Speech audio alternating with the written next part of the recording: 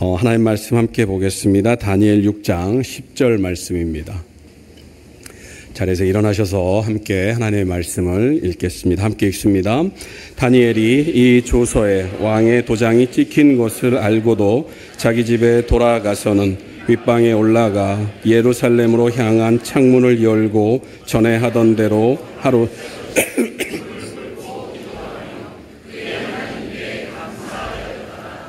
아멘. 감사합니다. 예배 좀 이렇게 일찍 오신 분들은 좀 그 평소에 앉는 자리보다 하나씩만 좀 앞으로 좀 앉으시면은 좋을 것 같아요. 이게 뒤에 이제 좀 늦게 오시는 분들이 계셔서 뭐 누가 늦게 오래 그러면 뭐 제가 할 말은 없습니다만, 네, 그래도 좀 배려찬 차원에서 한 칸씩만 좀 앞으로 오시고 안으로 들어와서 좀 앉으시면은 고맙겠습니다. 새가족부에서 광고를 꼭 해달라고. 여러분들이 우리 교회에 등록을 안 하시고 다니시는 분들이 꽤 있으신 거를 알고 있습니다. 여러분들은 모르겠지 하면서 설마 하면서 다니실지 모르겠지만 이 새가족부는 다 알고 있습니다.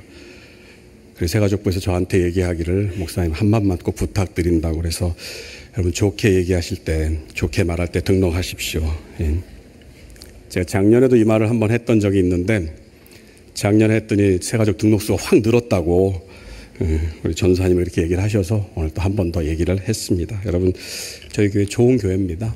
등록하십시오. 예. 예, 계속해서 뜻을 정하여라고 하는 주제로 우리가 말씀을 나누고 있습니다. 기억을 조금 이제 더듬어 보면은요, 우리가 첫 번째 시간에는 다니엘과 그 세 친구들이 어린 청년의 나이대에 포로로 붙들려 왔지만 왕의 음식, 왕이 내려주는 그 포도주와 고기를 거절함으로 자신의 그 몸과 마음, 더 나아가서는 하나님을 향한 그 정결함을 지키기 위해서 뜻을 정했던 것을 우리가 보게 됩니다. 그리고 그렇게 뜻을 정했더니 하나님께서 은혜를 베풀어 주셔서 모든 이들보다 뛰어난 지혜와 총명을 얻게 되었다라고 이제 성경은 말을 하고 있습니다. 지난주에는 그리 아니하실지라도라고 하는 그런 제목으로 우리가 말씀을 나누었죠. 다니엘과 그 세 친구들, 그리고 지난주에는 이제 그 세 친구들에 관한 얘기였는데요. 그들이 하나님께 간구합니다. 하나님께서 우리와 함께 하시기 때문에 우리는 그 왕이 세운 금신상에게 절을 할 수 없습니다. 그 절을 함으로 말미암아서 우리의 그 정결함을, 뜻을 정한 그 정결함을 잃어버릴 수 없습니다. 그리고 더 나아가서 이들은 뭐라고 고백합니까? 설령 하나님께서 우리를 구원하시지 않는다 할지라도, 우리를 그냥 불에 타서 죽도록 내버려 두신다 할지라도 우리는 하나님 앞에 우리의 순결함을 지키기를 원합니다. 그게 바로 뜻을 정한 사람들의 삶의 자세다라고 말씀을 나누었습니다. 오늘은 그 세 번째 시간으로 뜻을 정하여 관한 말씀, 그래서 오늘 우리가 읽은 다니엘 6장 10절 말씀을 중심으로 해서 전에 하던 대로라고 하는 그런 제목으로 말씀을 나누도록 하겠습니다. 방금 언급했던 것처럼 다니엘과 그의 친구들은 10대 후반, 많게는 20대 초반의 나이에 바벨론의 포로로 끌려갔습니다. 학자들 간에는 의견이 조금씩 갈리기는 합니다만 가장 젊게 보면은요, 다니엘의 나이가 한 15살 정도 되었을 것이다. 그리고 아무리 많게 봐도 20살 전후였을 것이다 라고 얘기를 합니다. 그리고 가장 많이, 그러니까 뭐랄까, 지지를 받는 견해는 10대 후반 정도, 그래서 18에서 한 19 정도였을 것이다. 이렇게 이제 주장을 합니다. 어린 나이에 포로로 끌려왔음에도 불구하고 여러분이 잘 알고 계시는 대로 다니엘과 그 친구들은 하나님의 은혜로 말미암아서 바벨론에 쓰임을 받는 이제 그런 일꾼으로 자라게 됩니다. 특별히 다니엘은 그 세 친구들보다 더 뛰어난 하나님의 은혜를 입었던 것을 우리가 보게 됩니다. 다니엘이 어느 정도로 하나님의 은혜를 입고 뛰어난 업적, 뛰어난 그런 인정을 받았는지는 다니엘서 1장 마지막 절을 보면은 우리가 그 내용을 엿볼 수가 있습니다. 다니엘 1장 21절입니다. 제가 읽어드리겠습니다. 다니엘은 고레스 왕 원년까지 있으니라. 다니엘서를 시작하면서 한 가지 사건이 지난 이후에 이 다니엘을 기록한 기자는 뭐라고 얘기를 하냐면은 다니엘은 고레스 왕 원년 때까지, 그러니까 고레스 왕이 즉위하는 그 때까지 궁궐에서 일을 했다. 이렇게 이제 얘기를 하고 있습니다. 통상적으로 우리가 아는 것처럼 정권이 바뀌면 이전에 일했던 관료들은 물러나게 되어 있습니다. 그러니까 물갈이를 하게 되죠. 왜냐하면 새로운 정부가 들어서서 그 정부의 그 정책 기조에 맞게 사람들을 이제 세우기를 원하기 때문입니다. 그런데 이 다니엘은 느부갓네살 왕 때 이 자리, 그러니까는 그 관료로서 일을 시작하면서 무려 4명의 왕을 거칠 때까지 그 자리를 계속해서 유지했던 것을 보게 됩니다. 우리가 성경을 통해서 살펴보지는 않았습니다만 느부갓네살 왕으로부터 이 발탁이 돼서 총리의 자리에 오른 이후로 그 뒤로 벨사살 왕이 즉위를 합니다. 벨사살 왕 때도 다니엘은 왕을 위해서 일을 했고요. 그 다음에 오늘 우리가 읽은 본문 가운데 나오는 등장하는 다리오 왕 때도 다니엘을 일을 합니다. 그리고 다리오 왕 이후에 등장한 고레스 왕 때까지 다니엘은 그 정부를 위해서, 정권을 위해서, 왕을 위해서 일을 했습니다. 오늘 본문에 등장하는 다리오 왕은 바벨론의 왕이 아닙니다. 쉽게 얘기를 하면은 느부갓네살 왕과 벨사살 왕 때까지는 바벨론이라고 하는 그런 나라를 위해서 다니엘이 일을 했습니다. 그런데 오늘 본문이 말하고 있는 6장의 시작 그 다리오 왕 때부터는 바벨론이 물러가고 바벨론이 멸망하고 그 바벨론의 뒤를 이어서 일어난 메대라고 하는 메대 바사, 그래서 그 이후로는 이제 바사로 통칭이 되는데요. 그 나라의 왕입니다. 그러니까는 나라가 바뀌었음에도 불구하고 다니엘은 그 나라가 바뀌었음에도 불구하고 계속해서 그 자리를 유지하고 있었다라고 하는 것입니다. 그렇게 인정을 받은 그러한 사람입니다. 그래서 이 메대라고 하는 바사라고 하는 그 나라를 위해서 이제 다니엘이 일을 하게 되는데요.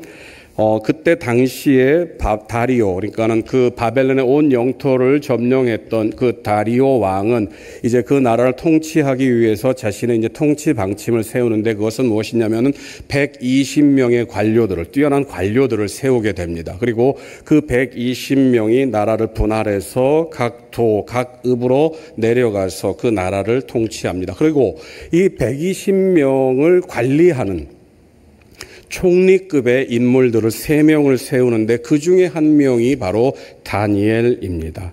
그래서 다니엘은 다리오 왕 바로 밑에 있는 3명의 총리 중에 한 사람으로서 나라가 바뀌었음에도 불구하고 그 나라를 위해서 계속해서 쓰임을 받는 이제 그러한 인물이었습니다. 여러분들께 한번 질문을 드려보죠. 그 다리오 왕에 의해서 세움을 받고 메대의 총리로 일했을 때 다니엘의 나이가 몇 살 정도 되었을 것 같습니까? 죄송합니다. 성경에는 그 연대나 그리고 어떠한 그 과정을 거쳤다라고 하는 말이 기록되어 있지 않기 때문에 우리가 생각할 때 이 다니엘의 이미지는 젊은 청년의 이미지를 그대로 가지고 있습니다.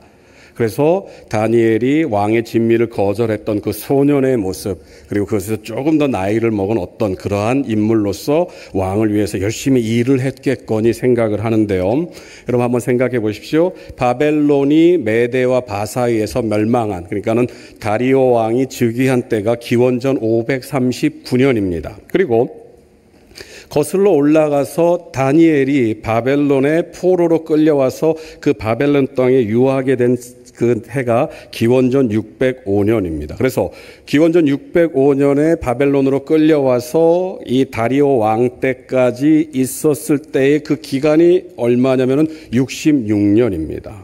그러니까 앞서 얘기한 대로 다니엘이 10대 후반, 10대 중반 아니면 20대 초반 이렇게 얘기를 했을 때 최소한 다니엘은 80살이 넘은 할아버지입니다. 그러니까 다리오 왕에 의해서 이 총리로 3명의 총리 중에 한 사람으로 발탁이 되었을 때 쓰임을 받았을 때의 다니엘의 나이가 최소한 81살에서 많게는 85살 정도가 됩니다. 얼마 전에 제가 여러분 앞에서 성경을 한번 외운 적이 있습니다. 그죠? 제가 외운 걸 보시고, 어떤 분이 저한테 그런 얘기를 했어요. 아, 나도 좀 외워야 되는데 나이를 먹었더니 머리가 굳어져서 이게 안 됩니다. 이렇게 얘기를 하시더라고요. 근데 그분이 지금 하시는 일이 여러분 의사 선생님입니다. 의사 선생님은 의사 선생님 아무나 하는 거 아니지 않습니까? 여러분, 우리가 학교 다닐 때 공부 잘하는 정말 전교에서 몇 등 하는 이제 그런 분들이 이제 가시는데. 근데 그분이 안타깝게도 아직 70이 안 되셨습니다. 다니엘은 80입니다. 그래서 외우실 줄로 믿습니다.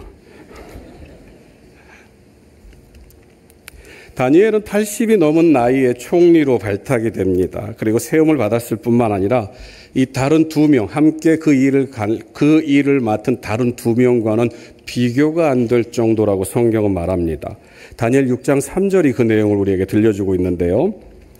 이렇게 기록이 되어 있죠. 다니엘 6장 3절입니다. 다니엘은 마음이 민첩하여 총리들과 고관들 위에 뛰어남으로.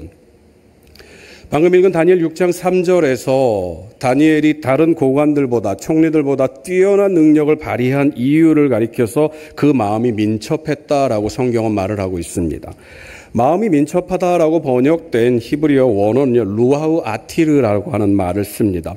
루아흐는 여러분이 이미 좀 많이 들어보셨을 텐데요. 우리의 영혼을 의미합니다. 그래서 신약으로 가면 푸뉴마라고 해서 성령을 이렇게 통칭하는 그러한 표현으로 바뀌게 되는데요. 아무튼 루아흐는 영혼, 그래서 사람의 어떤 정신, 마음 이런 것들을 의미합니다. 이 야티르라고 하는 말, 마음이 민첩하다라고 하는 말로 번역된 야티르는요, 뛰어나다라는 의미입니다. 그리고 대단하다라고 하는 그런 의미입니다. 그래서 이 다니엘은 마음이 민첩했다라고 하는 이 말을 그냥 그대로 문자 그대로 옮겨보면 그의 정신, 그의 마음이 굉장히 월등했다라고 하는 그런 의미로 이해를 하면 될 것 같습니다. 그런데 이 야티르라고 하는 말은 그 의미, 다시 말하면 무엇보다 뛰어나다라고 하는 그것을 넘어서는 좀 더 깊은 의미를 가지고 있습니다. 그 의미를 가장 잘 드러낸 구절이 다니엘 3장 22절인데요. 제가 읽어드리겠습니다. 다니엘 3장, 왕의 명령이 엄하고 풀무불이 심히 뜨거움으로 불꽃이 사드락과 메삭과 아벳느고를 붙든 사람을 태워 죽였고, 지금 읽은 다니엘 3장 22절에서 야티르라는 말은 오늘 이 3장 22절에서는 심히라고 하는 말로 번역이 됩니다. 심히라고 하는 말은 굉장히 정도가 심하다라고 하는 그런 의미일 텐데요. 이 다니엘 3장으로 좀 여러분이 생각을 좀 거슬러 올라가 봤으면 좋겠습니다. 여러분이 잘 알고 계시는 대로 사드락, 메삭, 아벳느고가 금신상에 절을 하지 않고 그래서 풀무불에 던져지게 됩니다. 그런데 이 느부갓네살 왕이 대노한 바람에 그 풀무불의 온도를 7배나 뜨겁게 하라고 얘기를 합니다. 그래서 심지어 어느 정도로 뜨거웠던지 7배나 뜨거웠던 그 풀무불 때문에 이 3명의 친구들을 붙잡고 있던 그 간수가 그 사람이 불에 타서 죽는 그런 일들이 일어나게 됩니다. 이 야티르라고 하는 말은 평소의 어떤 기준 내지는 어떤 그 준거함이 있을 때 그 이상을 뛰어넘는 것을 의미합니다. 그래서 마음이 민첩하다라고 하는 것은 당시에 사람들이 생각할 때 야, 참 똑똑하구나라고 하는 어느 정도가 있는데 그것을 월등하게 뛰어넘는다라고 하는 그런 의미를 담고 있습니다. 그래서 우리가 알고 있는 것처럼 이미 살펴본 것처럼 다니엘은 모든 술객들보다 그리고 모든 모사들보다 그 어떤 사람들보다 뛰어난 지혜자로 세움을 받았음을 우리가 알고 있습니다. 그래서 이 마음이 민첩하다라고 하는 것을 다시 한번 우리가 다니엘서에서 찾아볼 수가 있는데요. 다니엘 5장 12절 말씀입니다. 제가 읽어드립니다.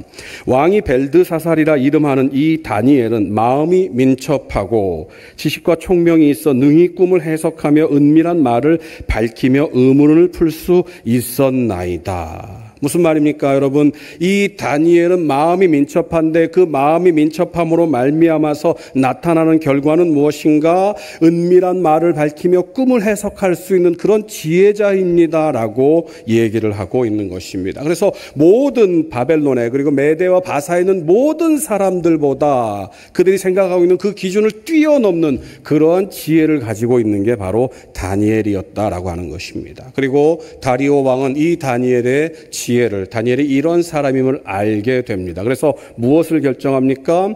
다른 총리들을 세워서 번거롭게 하기보다 그냥 모든 나라를 다니엘에게 맡기기를 원했습니다. 다니엘 6장 3절이 다시 그 말씀을 우리에게 들려주고 있는데요. 제가 읽어드립니다.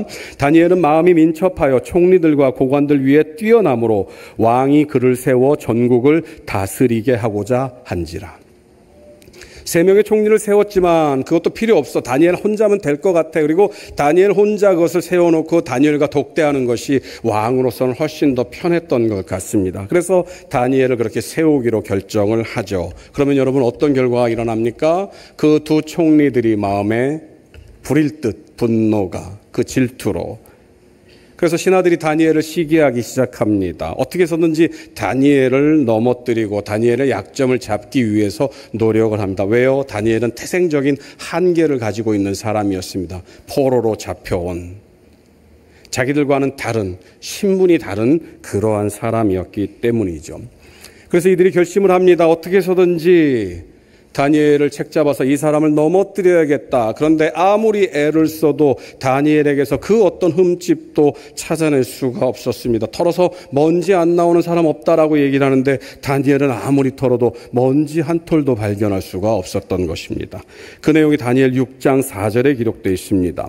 이에 총리들과 고관들이 국사에 대하여 다니엘을 고발할 근거를 찾고자 하였으나 아무 근거 아무 허물도 찾지 못하였으니 이는 그가 충성되어 아무 그릇됨도 없고 아무 허물도 없음이었더라. 지난주에도 잠깐 말씀을 드렸지만 저와 여러분들이 사람이 보지 않는 곳에서 그러니까 누가 이렇게 우리를 찾아보지 않고 우리를 쳐다보지 않는 곳에서는 우리가 가끔 뭐 이렇게 일탈 비슷한 것들을 이제 하게 됩니다. 그런데 여러분 이 다니엘은 어떻습니까? 그 어떤 것에서도 아무런 흠을 찾아볼 수 없다라고 얘기를 합니다. 그래서 이 사람들이 이제 두 번째 방도를 찾아냅니다. 그것은 무엇입니까? 바로 다니엘의 믿음에서 우리가 책잡을 것을 찾아야겠다라고 얘기를 합니다.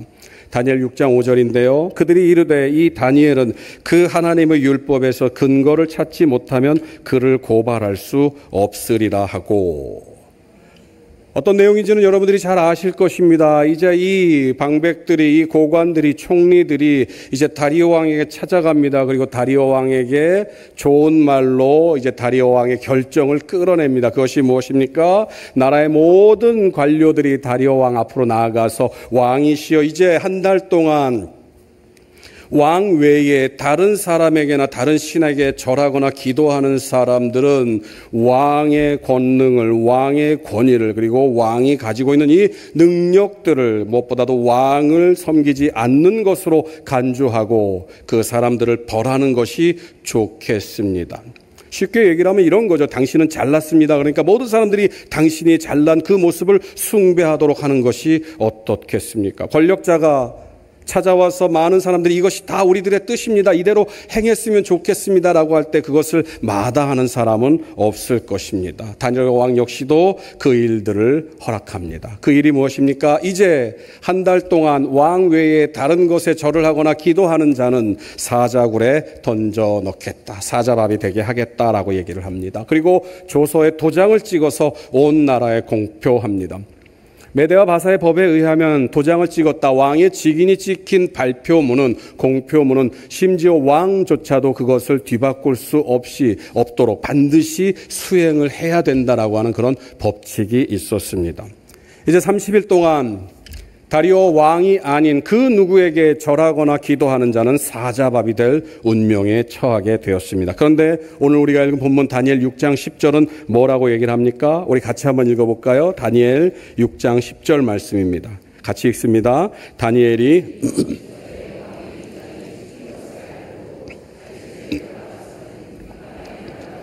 예루살렘으로 향한 창문을 열고 전에 하던 대로 하루 3번씩 무릎을 꿇고 기도하며 그의 하나님께 감사하였더라.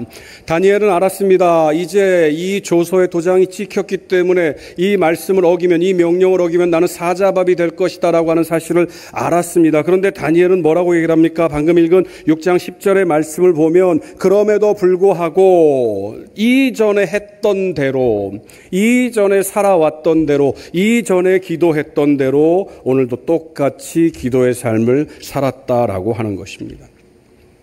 그 모습을 본 이제 방백들이 다리오 왕에게 찾아갑니다. 그리고 나서 말합니다. 그들의 마음을 그대로 드러낼 수 있는 본문을 얘기를 하고 있는데 다니엘 6장 13절입니다. 그들이 왕 앞에서 말하여 이르되 왕이여 사로잡혀온 유다 자손 중에 다니엘이 왕과 왕의 도장이 찍힌 금령을 존중하지 아니하고 하루 3번씩 기도하나이다. 이들이 다니엘에 가지고 있던 그 질투심의 근원을 그대로 얘기를 합니다. 사로잡혀온 유다의 자손 중에 왕이시여, 왕이 이 다니엘을 이렇게 신임하지만 이 다니엘의 태생이 어떤 줄 아십니까? 얘는 별 볼 일 없는 포로 출신입니다. 우리나라가 점령하고 그렇게 키워져서 온 포로지 사실 얘는 정말 보잘것없는 그런 포로에 불과합니다. 그런데요, 다리오 왕은 어떻다고 얘기를 합니까? 다리오 왕은 이 말을 듣고 심히 근심했다라고 성경은 말합니다. 그리고 어떻게 해서든지 이 다니엘을 살리기 위해서 궁리를 했습니다. 하루 종일, 그래서 해가 질 때까지 고민을 했지만 방법이 없습니다. 그래서 결국 다리오 왕은 울며 겨자 먹기로 자신이 찍은 그 도장 때문에 이 다니엘을 사자굴에 던져 넣습니다. 결과는 어떻습니까? 여러분이 잘 알고 계시는 대로, 그리고 우리가 바라는 대로 다니엘은 살아서 나옵니다. 그리고 나서 그 이후에 나타났던 결과들은 무엇입니까? 다니엘을 참소했던 그 모든 무리들이 사자밥이 됐죠. 심지어 그 가족들까지 다 같이 사자밥이 되는 그러한 일들이 벌어졌습니다. 다니엘 6장 28절입니다. 이렇게 결론이 납니다.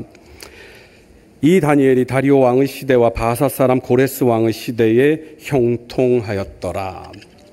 그래서 우리가 다니엘을 보면서 다니엘의 세 친구들의 이야기를 들으면서 그래, 하나님 앞에서 뜻을 정했더니 하나님께서 이렇게 형통의 역사를, 은혜를 주셨구나라고 하는 그런 말씀들을 우리는 익히 들어왔습니다. 그런데 오늘 저는 여러분들에게 이 다니엘에 중점을 주지 말고, 이 다니엘에 초점을 맞추지 말고, 이 다니엘과 함께 있었던 그 다니엘을 보고 그 다니엘을 생각했던 그 사람들을 좀 생각해 보고자 합니다. 그것은 바로 다니엘을 시기했던, 다니엘을 질투했던, 어떻게 해서든 이 다니엘을 넘어뜨리려고 했던 그 메대와 바사의 그 관료들, 그리고 또 다니엘을 써서 등용해서 다니엘을 자기의 일들을 하도록 만들었던 그 다리오 왕, 이 둘을 한번 여러분과 생각해 보기를 원합니다.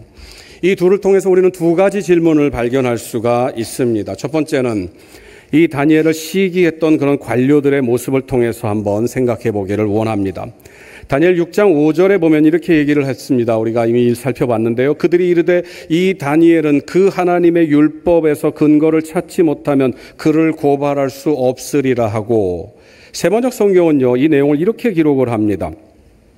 그래서 그들은 서로 말하였다. 다니엘이라는 자는 그가 믿는 신의 법을 문제 삼지 않고는 고발할 근거를 찾을 수 없다. 다니엘이 하나님을 잘 섬기기 때문에 이 하나님을 섬기는 것으로 꼬투리를 잡기를 원했습니다. 그래서 여러분이 알고 있는 것처럼, 말씀드린 것처럼 이제 왕에게만 기도하고 절하도록 하십시오라고 하는 그런 법을 만들었습니다. 그래서 그 법을 어기는 자는 사자굴에 들어간다. 자, 방백들이, 여러분 한번 상상력을 동원해보죠. 방백들이 모였습니다. 총리 2명과 이 나라의 관료들이 다 모여서 이제 다니엘을 어떻게든지 참소하려고 했는데 아무런 꼬투리를 잡을 수 없었습니다. 그래서 한 사람이 얘기를 합니다. 이제 다니엘은 그 사람을 넘어뜨리기 위해서는, 그 사람을 이게 없애기 위해서는 그가 믿는 신, 그가 관계된 것을 해야 돼라고 얘기를 합니다. 그러니까 누가 얘기를 합니다. 다니엘은 보니까 매일같이 기도를 3번씩 합니다. 우리가 그러니까 이런 방법을 씁시다라고 이제 얘기를 했습니다. 그런데 여러분, 그 중에서 누군가 하나 손을 딱 듭니다.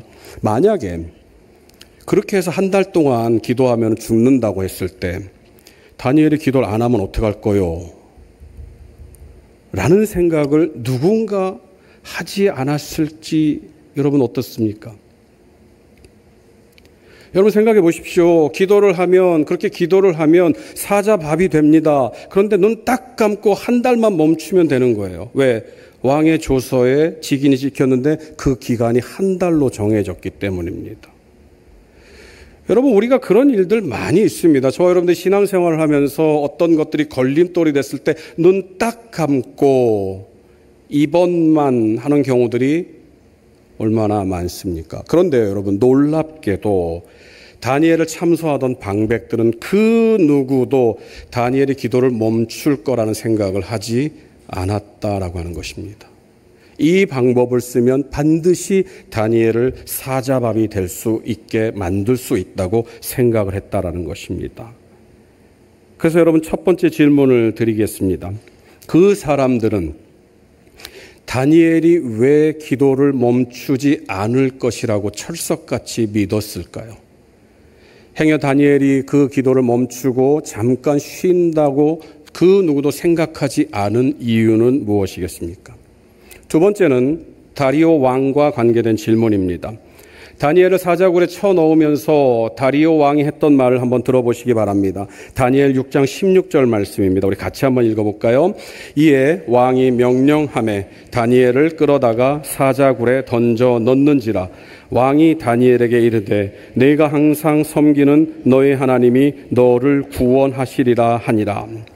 다니엘이 이제 다니엘을 사자굴에 쳐넣고 밤새도록 전전긍긍하던 이 다리오 왕이 이른 아침 이제 해가 동이 트니까 이 사자굴로 찾아갑니다. 그리고 나서 사자굴 속에 있는 다니엘을 향해서 혹시나 하는 마음으로 외칩니다. 다니엘 6장 20절입니다. 같이 또 읽어보겠습니다.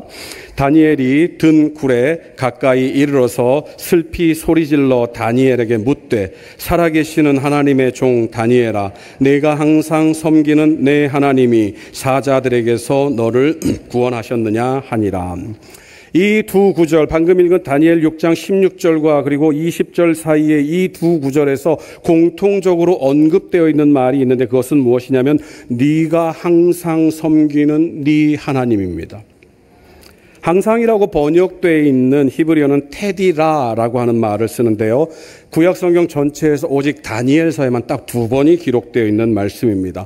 항상 우리가 알고 있는 그 의미입니다. 늘 계속해서 지속적인. 그런데 이 테디라라고 하는 이 말이 탈굼 번역, 그러니까는 히브리어를 아람어로 번역한 그 탈굼역이라고 하는 그 성경이 있는데요.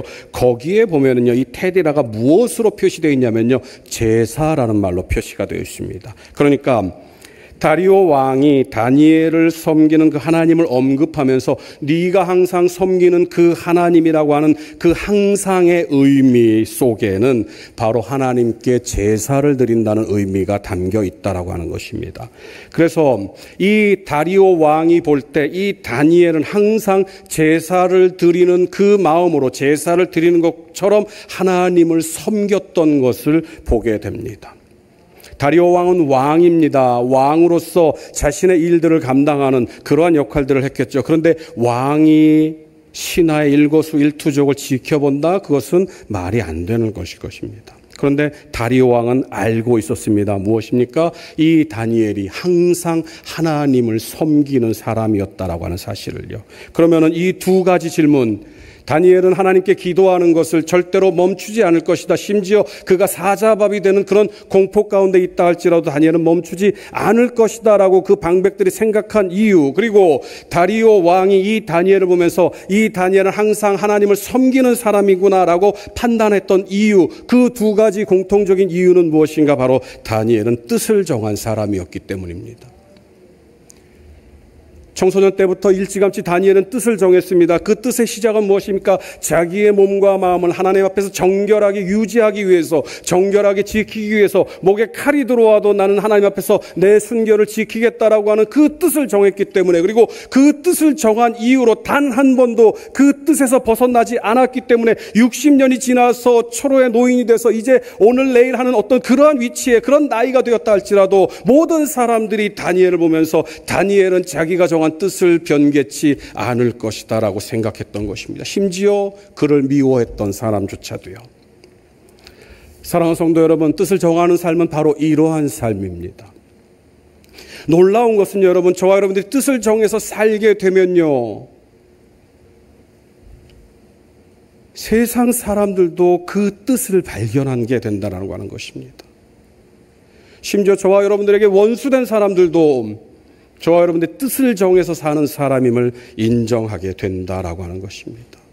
사랑하는 성도 여러분, 뜻을 정하는 삶은 바로 이런 것입니다. 이전에도 말씀을 드렸습니다만 여러분, 아무리 아름다운 꽃이라도 그것이 조화인 경우에는요, 벌과 나비가 날아들지 않습니다. 그런데 여러분, 아무리 보잘것없는 꽃, 이름 없는 꽃, 정말 초라한 꽃, 들판에 피어있는 그 꽃 한 송이라 할지라도 그것이 생활하면, 살아있는 꽃이라면 벌과 나비는 반드시 그 꽃을 향해 날아오게 되어 있습니다. 아무리 우리가 화려한 인생을 산다 할지라도요, 하나님 앞에서 뜻을 정한 삶이 아니라고 한다면요, 그 삶은 안개와 같은 삶에 불과합니다. 그냥 흩어져서 없어지는 그런 삶에 불과합니다. 그러나 저와 여러분들이 뜻을 정한 삶을 살아간다면, 저와 여러분들이 하나님 앞에서 온전히 우리의 정결을, 우리의 순결을, 우리의 깨끗함을 유지하기 위해서, 구별된 삶을 살기 위해서 애를 쓴다면 그것은 하나님 앞에서 은혜의 삶임을 믿으시기 바랍니다. 그러면 여러분들은 저에게 질문을 던지실지도 모릅니다. 그러면 그 뜻을 정하는 것이 무엇입니까? 뜻을 정하는 삶이 어떤 것이에요? 그럼 제가 여러분에게 말씀을 드리죠. 다니엘처럼 뜻을 정하십시오. 하루에 3번씩 예루살렘을 향해서, 아니면 전주 온누리교회를 향해서 기도를 하시기 바랍니다. 여러분 직장에 있을 때도 어떻든지 하루에 3번씩 기도하라고 그러면, 그리고 그렇게 하지 않으면 여러분들을 사자굴에 던지겠습니다라고 하면 여러분들이 그 뜻을 정하시겠습니까? 아니죠, 여러분. 그런데 여러분, 뜻을 정하는 삶을, 그 뜻이 무엇인지 여러분들이 다 잘 알고 있습니다. 여러분들이 지금까지 신앙생활을 하면서 어느 순간 성령께서 여러분의 마음을 건드리십니다. 여러분의 마음을 터치하셔서 여러분이 무슨 생각을 하시게 돼요. 그래서 여러분들이 그 마음을 받잡고 이제 내가 이후로는 이렇게 좀 살았으면 좋겠는데, 이렇게 살아볼까라고 하는 그런 결심들을 하셨던 것들이 지금까지 있으실 겁니다. 어떤 분들은 하나님의 말씀을 읽다가 그래, 앞으로 내가 하나님의 말씀을 더 열심을 내어 읽어야겠다. 어떤 분들은 그래, 내가 앞으로 기도의 시간을 갖겠다. 어떤 분들은 헌금을 드리겠다. 이런 여러 가지 것들이 있습니다. 그런데 여러분, 그 생각들이 지금까지 유지되느냐라고 하는 것을 한번 살펴보시기 바랍니다. 여러분, 뜻을 정하는 것이 다니엘처럼 목숨을 내걸고 하나님께 기도하라, 이 시대에는요, 여러분, 그런 것들을 하나님께서 저와 여러분들에게 요구하지를 않습니다. 얼마나 다행입니까? 그런데 하나님께서 저와 여러분들에게 요구하는 것은 이미 여러분들이 결심을 했지만, 여러분들이 마음을 먹었지만, 그것을 그냥 하루하루 바쁜 삶을 통해서 그냥 지나쳐버린 그 작은 것, 너무 바쁘니까 너무 소홀하게 생각해서 그냥 무시해버렸던 그 작은 결심, 바로 그것을 의미합니다. 이제 사랑하는 성도 여러분, 저는 여러분들이 저와 함께 같이 뜻을 정하기를 원합니다. 여러분이 지금까지 놓쳐왔던 그 결심들, 여러분이 지금까지 망각해왔던 그 생각들, 그래, 하나님 앞에서 내가 이렇게 살아봐야지라고 하는 그 마음들을 이제 다시 한번 바로 세우시기를 바랍니다. 그리고 다니엘이 했던 것처럼, 그리고 그 친구들이 했던 것처럼 그 뜻을 위해서 하루하루를 살아가 보시기 바랍니다. 그럼 여러분, 제가 장담컨대 머지 않은 때에 세상 사람들이 여러분에게서 하나님의 뜻을, 여러분이 정한 뜻을 발견하게 될 줄로 믿습니다. 여러분, 이것은 그냥 제가 지어낸 말이 아니라 성경 속에서 다니엘과 그 세 친구들을 통해서 하나님께서 우리에게 하고 계신 말씀인 것입니다. 사랑하는 성도 여러분, 뜻을 정하시기 바랍니다. 거창한 것 아니어도 좋아요. 여러분이 마음 가운데 있는 그 작은 것 하나 그냥 마음 가운데 결심하시기 바랍니다. 그리고 그 삶을 위해서 여러분의 삶을 바꿔가시기를 바랍니다. 그러므로 말미암아서 저와 여러분들의 삶을 통해 하나님의 영광이 드러나고, 저와 여러분의 삶을 통해서 세상 사람들에게 하나님의 뜻이 무엇인지를 증명하는 귀한 삶을 살아가시기를 간절히 소망합니다. 여러분, 이제 예배를 끝나면 여러분들이 이 자리를 나가시겠죠. 자리에 돌아가셔서 여러분의 삶의 자리로 가셨을 때 오늘 말씀을 기억하시면서 내가 하나님 앞에 정해야 할 뜻이 무엇인지를 한번 곱씹어 보시기를 바랍니다. 그리고 그 뜻을 생각하는 귀한 오늘 하루가 되시기를 간절히 소망합니다. 이 시간 우리 다 함께 말씀을 생각하며 기도했으면 좋겠습니다. 다니엘이 뜻을 정하여, 사드락 메삭 아벳느고가 뜻을 정하여 살아갔을 때 하나님께서 그 뜻을 정한 사람을 세상 사람들이 알게 하셨음을 우리가 보게 됩니다. 이 시간 우리가 기도할 때 하나님, 나도 뜻을 정하게 하여 주시옵소서. 내 삶 가운데서 하나님이 원하시는 그 뜻을 발견케 하시고 그 뜻대로 내 온 몸과 마음을 쫓아 순종하는 귀한 삶 살아갈 수 있도록 인도하여 주옵소서. 이 시간 말씀 생각하며 함께 묵상으로 1분 정도 기도하겠습니다. 다 같이 기도하시겠습니다. 사랑의 아버지 하나님, 감사합니다. 오늘 시간 모인 주의 백성들이 하나님 앞에서 온전히 겸손하게 뜻을 정하기로 다짐합니다. 그것이 무엇이든 간에 하나님이 원하시는 뜻이 되게 하여 주시옵시고 그 뜻을 따라 살아갈 때 머지않은 때에 세상 사람들이 우리의 그 뜻을 정한 삶을 발견케 하여 주시옵시고 하나님을 발견하며 하나님께 영광을 돌리는 귀한 삶이 될 수 있도록 인도하여 주옵소서.